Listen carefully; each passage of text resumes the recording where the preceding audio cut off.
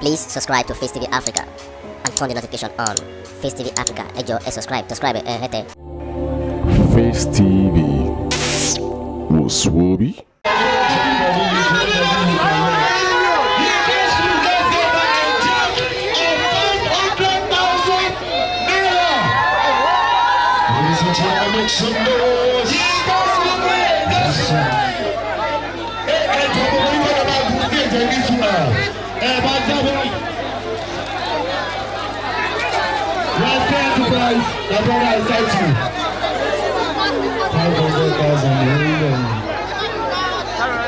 Ladies and gentlemen, 500,000. She's just been given a gift of 500,000 naira cash.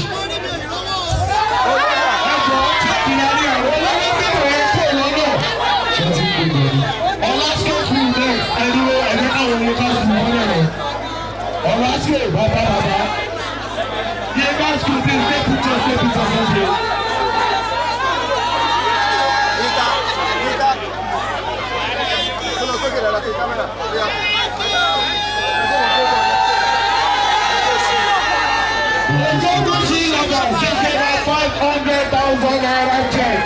We never cash out. Thank you, thank you, thank you.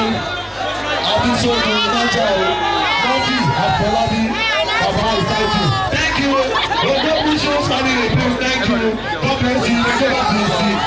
Thank you. Daddy, if you please get ready after our school. Ogo Mushin school, please step down. Thank you. Wait, I need you to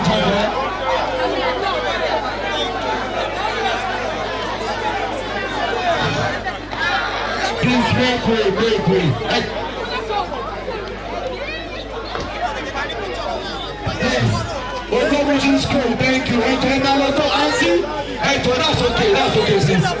Ogo Mushin lovers, thank you, auntie. Please subscribe to Facetv Africa and turn the notification on. Facetv Africa, ẹ jọ̀ọ́ ẹ subscribe hete.